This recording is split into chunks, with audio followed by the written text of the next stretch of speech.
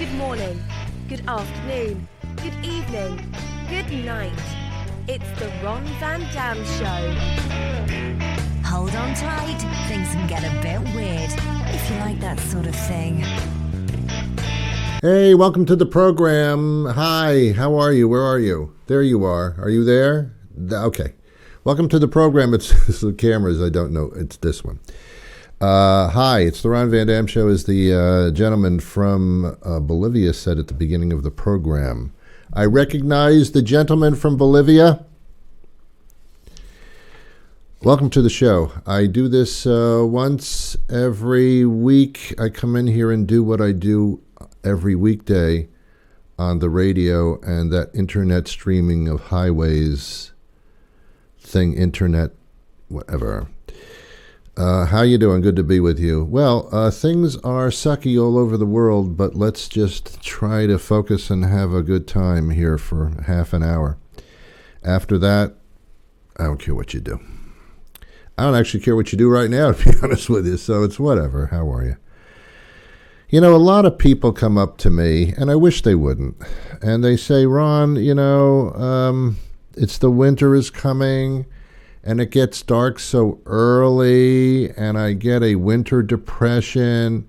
It's not so much the snow, it's the darkness. It gets dark so early, and I go home, and it's dark in the house, and everything's dark.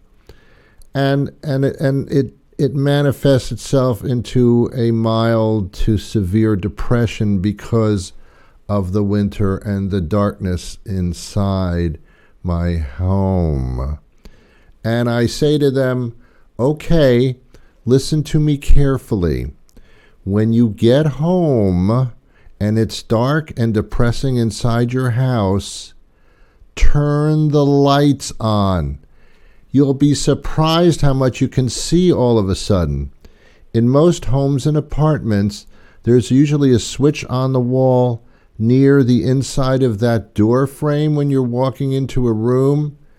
Flick that switch. Just give it a try. Flick the switch, and all of a sudden lights will come on, and you'll be able to see what you're doing.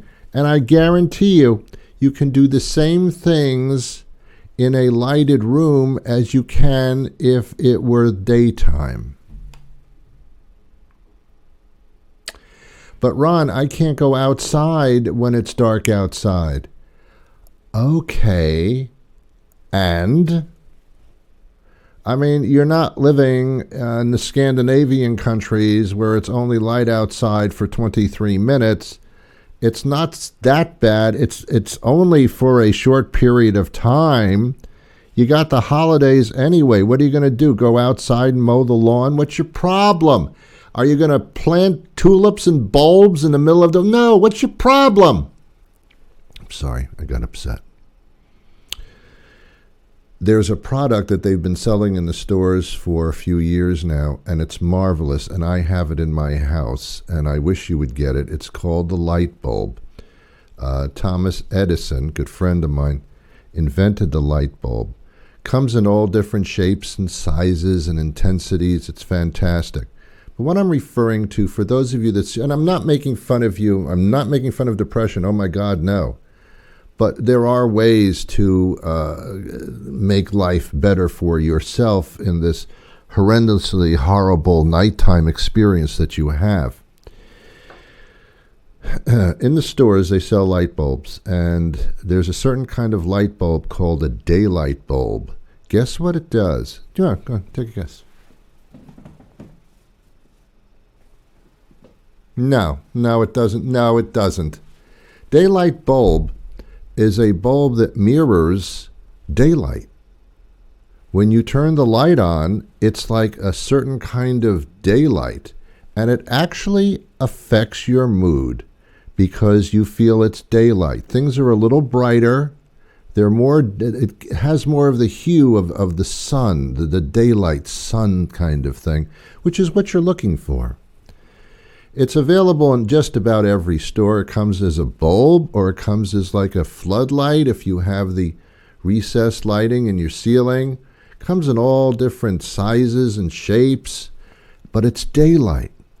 I believe General Electric calls it the refresh bulb. Cute, a cute word for it.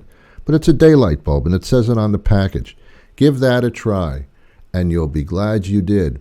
And when you turn that light on, when it's dark inside of a room and you have these winter depressions that you claim you have, for the purpose of daylight not being as long during the day, that kind of depression, I should specify, try this bulb and you will say, oh my God, I listened to this show on the radio or saw it on this channel thing, and there was this guy, Ron Van Dam.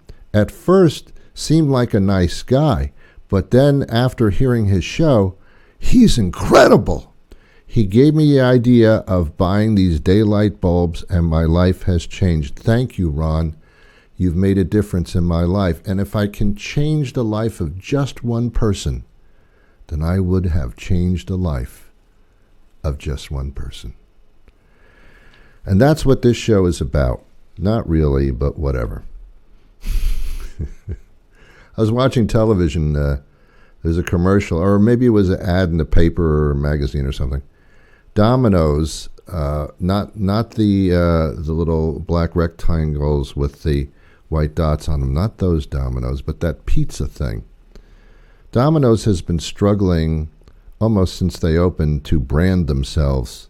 Their pizzas were not great at one point. Then they did a whole commercial campaign about 10 years ago, and they admitted, our pizzas kind of suck, to be honest with you, but we're changing the recipe. Oh, okay, nice. Thank you very much for admitting that. I admire that. It's like in a relationship when, your spouse or your significant other says to you, I've been a nasty person and I haven't been a great person. I'm going to try to change that and be a better person and treat you better. You say, oh, okay, that's pretty cool. That's very big of you. Well, that's what Domino's tried to do. And I happen to like their pizzas now. They're pretty damn good. But they're coming up with all these gimmicks where rather than tip the delivery driver, you pick up the pizza yourself from one of our Domino's places and we'll tip you back. Their branding is very confusing, to be honest with you, for me. Now they've come out with a concept that I totally don't understand, and it's called, get ready, Domino's Emergency Pizza. What? I don't even understand why those words are together. Domino's Emergency Pizza. What is that? Well, you have to be a rewards customer with Domino's. How many of you are rewards customers with Domino's? What, nobody? Yeah, you have to be. If you have a pizza emergency, oh my God, how many of those have we had? Let's say you're in your house and the power goes out. You can call Domino's and say, I need my emergency pizza, and they will bring it to you. And that's fantastic. That's great. That's like oh, my house, there's a flood. There was a flood and everything is flooded and I lost everything. I gathered my pets and my loved ones and my important papers and on my, of course, my cell phone and everything. And Domino's. Wait a minute. Where's our pizza? What do we do? We ruined the pizza. Got ruined. It got flooded. Let's call Domino's and get the emergency pizza. I guess those scenarios could occur. Emergency pizza. I've heard of emergency escape exits or something like that, but emergency pizzas, I don't quite understand what the heck you're talking about. Then I'm watching television, as I tend to do, and they have a commercial for a new internet search engine. Apparently with Google, from what I understand, and it's absolutely true, when you want to order something and then decide not to, for the next 7 years you'll be bombarded with ads about that item that you didn't order or perhaps you just did. If you show any interest in anything in a search engine, you will never be allowed to forget it. Google will hound you until you die. Yeah, I know. It's annoying. It's kind of harassment. So some company came up with a search engine where if you search something, it's not going to bother you about it and say, here's some more suggestions. It doesn't follow you. It doesn't gather information based on your tendencies or anything like that. It leaves you the hell alone, is I guess the beauty of it. The problem is what they call this new search engine.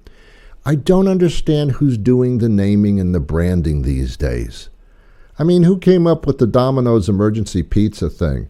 And then people said, that's a good idea, let's go with that. What?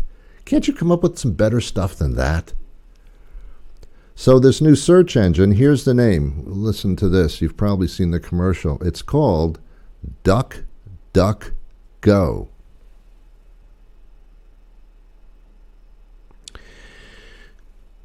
What is that? What did you just say?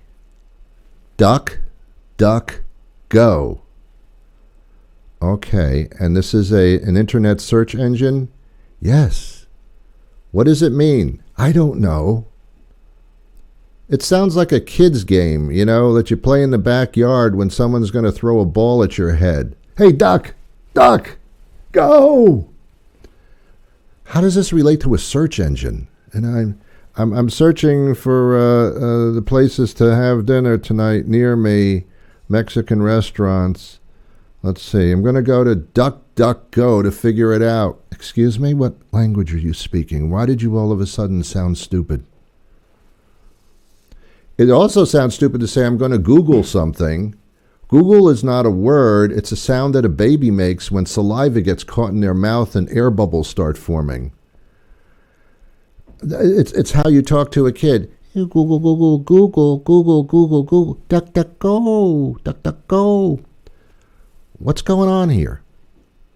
Why is this branding, I guess, marketing toward babies? I don't understand this.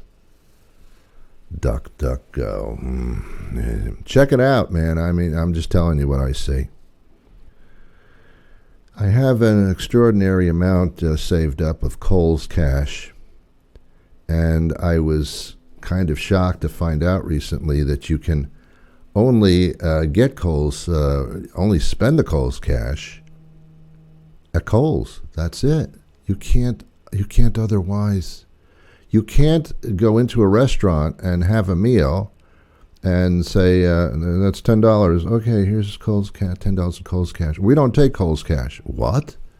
I thought everybody did. No, Kohl's cash is just for Kohl's. I did not know that. It doesn't say this is just for Kohl's. I guess I'm supposed to know this. I don't know. I had a problem with one of my prescriptions in my drugstore of choice. Pharmacy of choice, CVS. By the way, talk about branding. Everything in CVS is more expensive than it would be in any other store. Have you noticed that? Every single vitamin, every single everything is far more expensive in the CVS store. And yet the name of CVS is Consumer Value Stores. No, it's not. And I'm not criticizing CVS. They've got more stores than I have anything. Chromosomes, I don't know. Active cells. They have a lot of stores, these CVS people. So my comments are not going to hurt them in any way, shape, or form. But, I'm just saying. And then they give you these coupons. You buy something. I bought vitamins. I bought some vitamins yesterday. And, And then I go to the register to pay for the vitamins. And the first thing they say to me is, do you have your CVS Extra Care card? And I said, well, I do like Extra Care, and here's my card. And they scan it, and then all of a sudden, oh my God, out of this register machine comes the Dead Sea Scrolls. I mean, in their entirety. It's unbelievable. It is. You could have used it as tape at the Boston Marathon at the finish line and then some. I think if you unrolled my receipt from CVS, it was stretched from here to San Francisco. Easily. Well, so I'm looking at the receipt, and it says, "Oh, you've got a lot of coupons here." And I said, "Yes, thank you." And I'm looking at it, and I start scrolling the Dead Sea Scrolls, which is why they called it that. And about 4 coupons down on my Dead Sea Scroll receipt, it says vitamins 30% off one single item. And so I said to the guy behind the counter, "Timing is everything, isn't it?" And he didn't laugh. He just looked at me like I said something strange. Did you not get it? Do you not understand what I'm saying here? I just bought something, and then you give me a coupon, and it says that I could have gotten it for 30% off, but I just bought it. Are you going to make me come back in 10 minutes and return the vitamins, and then I'll go buy the vitamins off the shelf with the coupon? Do you want to go through all that with me? Is that the game we're playing here?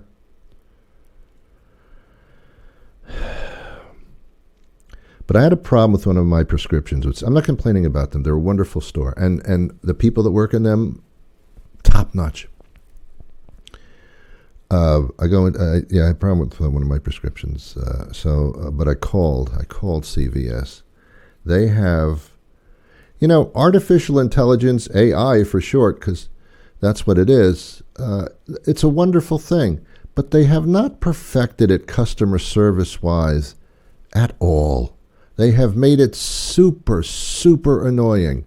And I have to say, CVS is one among many, many, many, many, many major companies that have these robot menus that you have to go through when you call.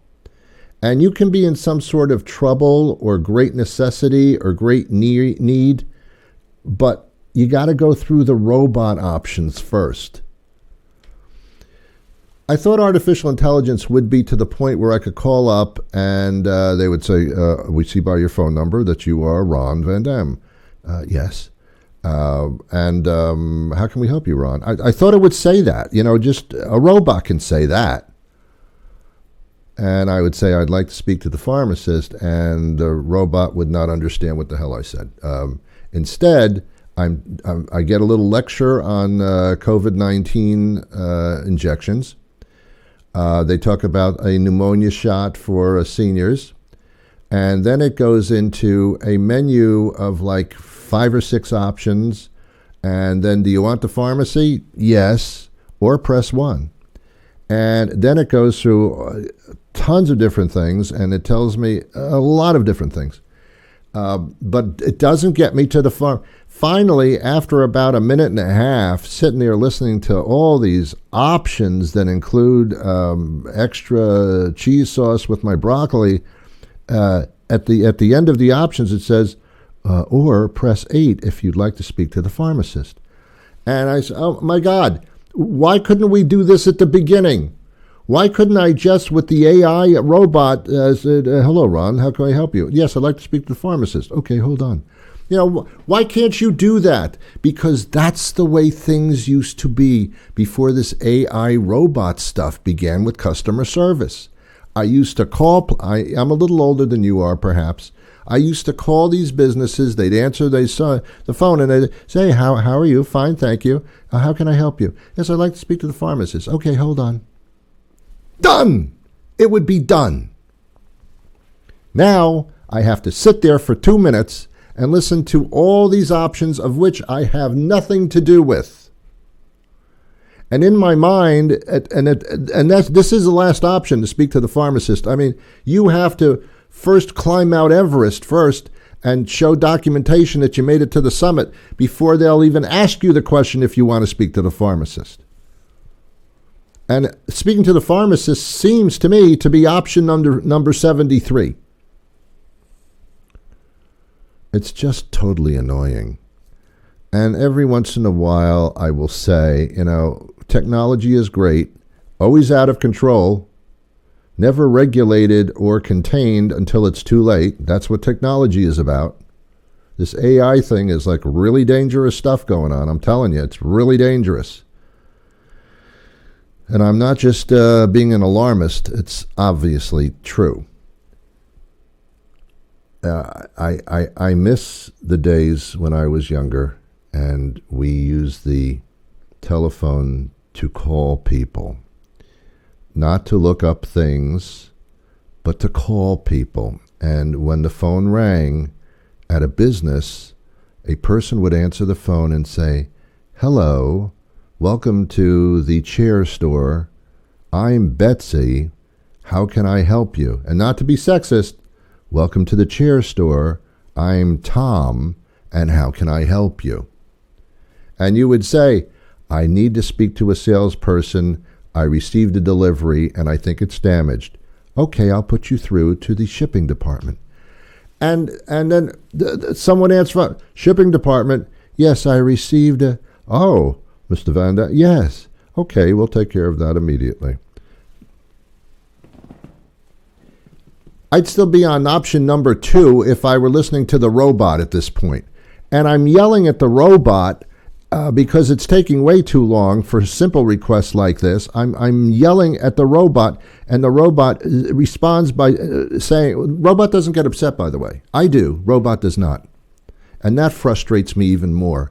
It's like being married to somebody, and you're trying to get your point across, and they're just looking at you going, I don't understand what your problem is. I don't understand what your problem is. I'm telling you what my problem is. I can't, this is awful. I cannot live like this anymore. I need to have this redone.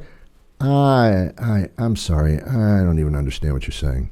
What's your problem? That's what it's like. It's that bad. I miss the days of simplicity. I miss the days when businesses, all they had to do was make sure they had a good alarm system and lock their doors real tight at night before they went home at the store. Now, it's cybersecurity. Someone can hack your entire business system and ruin your business. Click of the fingers. Quite easy to do. Hack into all of your stuff. And what must you do about it? Spend thousands upon thousands upon thousands upon thousands of dollars to keep yourself secure. Thanks for the technology. Appreciated. Ladies and gentlemen of the jury, before you go into deliberation, I'm telling you, things are getting out of hand. We're creating things before we figure out what to do with them, because it's a race to be on the top. We want to be the company that created artificial intelligence that'll blow everybody away. We want to be the first to do that. We want to make all the money. But in the meantime, you're creating stuff that could be hurting us big time if in the wrong hands. And believe me, I think it's been obviously demonstrated that right now on our planet, in the wrong hands is a real problem. It's the biggest problem. So, I just wanted to talk about that. Thanks for listening. I assume you feel the same way I do. You may not. That's what makes us different. Besides, I have a larger nose than you do. Other than that, I think we're all the same. I'm very excited. Tomorrow night, I don't know when you're watching this. Doesn't make any difference. I'll just tell you, tomorrow night, I have tickets to see the Taylor Swift Era Tour. Era Tour. I don't know. She sings various eras. I don't think she's old enough to even complete one era, but whatever. I think she goes from decade to decade in her short life. You want to talk eras? Look at my life, baby. I haven't been through eras. You, Taylor, you haven't been through anything yet, time-wise. So she's doing her Eras tour. And it's on the screen in movie theaters. This is the biggest attempt to make a lot of money off of a concert film in a movie theater. And it's obviously, this Taylor Swift is becoming the big thing. I mean, everybody's so concerned about who she's dating and on what team the person is that she is dating. Why is it that rich people, like the Kardashians, the Swifts, some supermodels, why do they marry sports figures? What is that? What is the draw to that? Maybe I'd love to fall in love with somebody that isn't home all the time. When it's their sports season, they're never home. I kind of like that. Get them out of the house, make all the money, but Taylor's got money, and all these people got money, and they marry these sports figures. What is it? What is it that attracts you to these people? I'm not saying they're horrible people. I just wonder why. Is it what? What is it?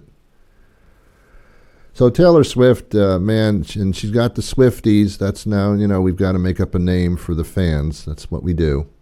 She's got the Swifties. So I'm going to go to the movie tomorrow and see her. The movie is 2 hours and 50 minutes long. It's 169 minutes. Probably includes the credits. I really don't know. And I got to tell you, I'm not familiar with, I'm going to say any of her songs. But I'm sure if I hear one or two, I'll say, oh, I've heard that before. But after that, I don't know how that's going to fill 3 hours for me.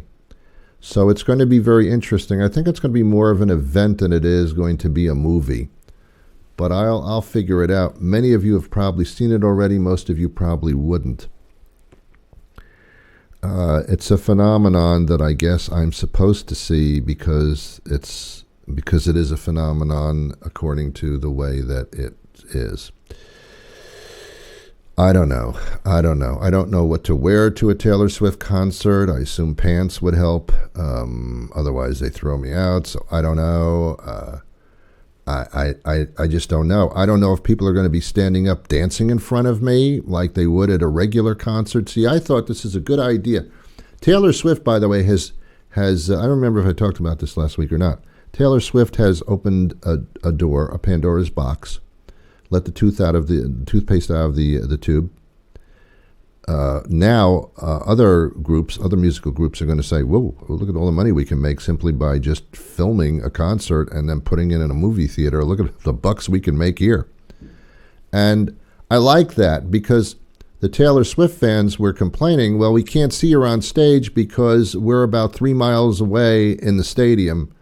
We can't even see her. We see this little thing moving around on the stage all the way over there, but that's about it. I mean, and people are dancing, so I'm, this 2-3 hour concert, I'm just seeing someone's ass dance in front of me. So that doesn't work for me going to the concerts, and they're loud and all that stuff. So this might be a good resolve. A lot of musical groups can actually do these great concert presentations. The only problem with these concerts is that, and I'm not a Swiftie in any sense of the word, okay? I take my time.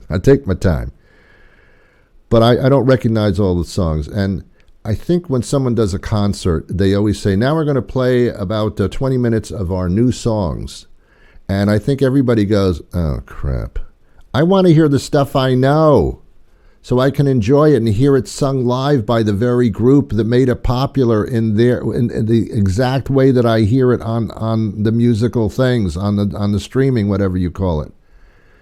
I don't want to hear the news. I'll hear the new songs later. I want right now. I don't want this new crap. I'm not familiar. I want to hear the things that I'm familiar with. And a lot of musical groups know that, but a lot of them don't. They use it, their tour, as a way of introducing their new music, and a lot of people, they can't sing along. They're not familiar with it because they've never heard it before. Unless you're a Swiftie. I'm out of time. I'll be back again next week with a brand new program. Listen to my show. It's every single weekday over there's a lot. I think 2,500 episodes you can listen to.